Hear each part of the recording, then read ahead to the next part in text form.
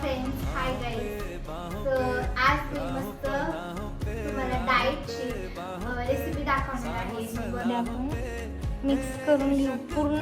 हे बघा आपण पिसले ते बघा, हे असं पद्धतीने बारीक बारीक झालंय बघा. थोडं तिखटपणा येईल नाही का. थोडंसं ना मी लसूण पण आपलं हे एकजीव करून झाले मिश्रण. आता आपण काय काय इन्ग्रेडियंट्स टाकायचे बघूयात. आपले टाकले तर टमाटे टाकते.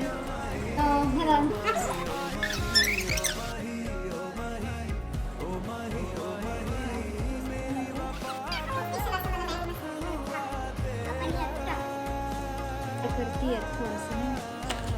बघा आपलं हे रेडी झालंय.